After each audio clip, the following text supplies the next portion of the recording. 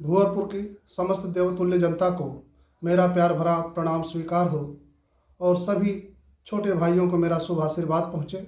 मैं आज आप लोगों के बीच में अपना एक विचार लेकर आया हूँ।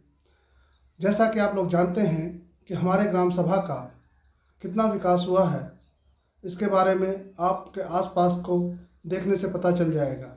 आपके यहाँ ना तो अभी तक नालियाँ बन पाई, ना ही सीसी रोड बन पाया है और ना ही बहुत सारे गरीबों को मकान मिल पाए हैं, बहुत सारे बेसहारा विधवाओं को पेंशन मिल पाई है। इसके लिए जिम्मेदार कौन है? सही कहा है आप लोगों ने। इसके लिए हमारे प्रधान जिम्मेदार होते हैं। प्रधान की जिम्मेदारी होती है कि गांव में सभी लोगों का बिना भेदभाव के विकास हो सके, गरीब ऊपर उठ सके, जिनको छत नहीं है उनको पक्के मकान मिल सकें। लेकिन हमारे प्रधान जी ने पहचान कर किसी किसी घरों में दो दो बार आवास दे दिया है, लेकिन अभी भी कई घर ऐसे हैं जिनको अभी भी आवास नहीं मिला है। ऐसे लोग आज भी झोपड़ी में रहने के लिए मजबूर हैं। तो इस बार जैसे ही वो इस बार चुनाव में प्रधान जी अगर आते हैं तो उनसे सवाल जरूर कीजिएगा कि प्रधान जी, आपने जो विकास किया है वो तो मनमाने तरीके से किया है, अपने अपने चहेतों को देख कर किया है। आप चाहते तो सबको साथ लेकर चल सकते थे, लेकिन आपने ऐसा नहीं किया। आप सिर्फ अपनी झोली भरने में लगे रहे। गांव का विकास कहाँ छूट गया और आप कितना आगे बढ़ गए। तो ऐसे में आप लोगों को ये ज़रूर तय करना होगा कि आप उनसे ये सवाल ज़रूर करें और साथ ही साथ जितने भी प्रत्याशी, जो भी प्रत्याशी चुनाव मैदान में आ रहा है चुनाव लड़ने के लिए, उनके सामने भी ये सवाल रखें कि भूअरपुर के विकास के लिए आपके पास क्या योजनाएं हैं, आपका क्या प्लान है, भूअरपुर को आप कैसे आगे ले जाएंगे। जो वर्तमान प्रधान प्रधानी कर रहा है उससे आप अलग कैसे करके दिखाएंगे, उनसे सवाल जरूर कीजिएगा। जबकि मेरा मानना यह है कि यहाँ पे हर चुनाव में बहुत सारे विकास पुरुष पैदा हो जाते हैं। चुनाव के दौरान बहुत सारे लोग झंडा लेकर खड़े होते हैं, मैं भी प्रधान, मैं भी प्रधान, मैं भी प्रधान। लेकिन जैसे चुनाव खत्म हो जाता है, चुनाव खत्म होने के बाद वो अंतर्ध्यान हो जाते हैं, आप लोगों के बीच में दिखाई नहीं देते।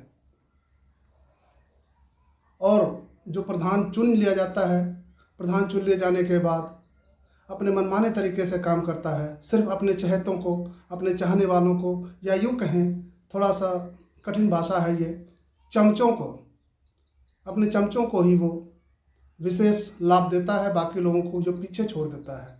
तो ऐसे में आप लोगों को ये ज़रूर तय करना है कि आप क्या करेंगे। और जब भी गांव में कोई वर्तमान प्रधान अन्याय कर रहा है तो उसके अन्याय का विरोध करने वाला जरूर होना चाहिए। उसके लिए एक मजबूत विपक्ष का होना जरूरी है।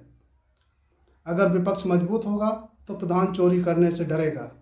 लेकिन अफसोस है कि हमारे ग्राम सभा में अधिकांश विपक्षी शांत हो जाते हैं, चुनाव हो जाने के बाद चुपचाप बैठ जाते हैं। लेकिन जैसे चुनाव आ जाता है, प्रणाम प्रणाम प्रणाम, चरण पाए लागू, सभी लोगों से कहते हैं कि हमें भी एक अवसर दीजिए। अरे काहे का अवसर, किस लिए अवसर? क्या आपको भी गांव को लूटने का मौका दें? जब आप विपक्ष में थे तो आपने क्या किया गांव के लिए? प्रधान चोरी करता रहा, विकास नहीं किया, तो आपने उसके बारे में कभी विरोध किया है? नहीं किया है ना। तो जब आप प्रधान हो जाएंगे तो आप क्या विकास करवाएंगे? आप भी वही करेंगे जो प्रधान कर रहा है। तो ऐसे में ये सवाल जरूर खड़ा किया जाना चाहिए। मैं आप लोगों से आने वाले पंचायत चुनाव में अपने विवेक से, अपने दिमाग से वोट देने की अपील करता हूं और अपने गांव को विकास पर ले जाने की पूरी जिम्मेदारी जितनी प्रधान की है उससे अधिक जिम्मेदारी आपकी है, हमारी है। हम सबको ये मिलकर एक ऐसे प्रत्याशी को चुनना होगा जो बिना किसी भेदभाव के पूरी जनता को साथ लेकर, सभी वार्ड मेंबरों को अपने साथ मिलाकर, सबके कदम से कदम मिलाकर गांव को विकास की ओर ले जाए। कहाँ रास्ता की ज़रूरत है, कहाँ नाली की ज़रूरत है, सभी लोगों से पूछकर उस पर कार्य किया जाए, ना कि मनमाने तरीके से। जबकि हमारे पिछले 10 सालों में हमारे ग्राम सभा में यही होता आ रहा है। यहाँ लोकशाही खत्म है, यहाँ पे तानाशाही चल रही है। हमारे वर्तमान प्रधान तानाशाही तरीके से कार्य करते हैं।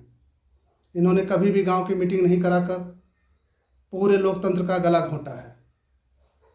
जबकि हर ग्राम प्रधान को ये जरूरी होता है कि वो ग्राम सभा की मीटिंग करा के लोगों से कार्यों का प्रस्ताव ले, लोगों की समस्याओं को सुने और उनका निराकरण करे। लेकिन क्या आपकी ग्राम सभा में ऐसा हुआ है? नहीं हुआ है।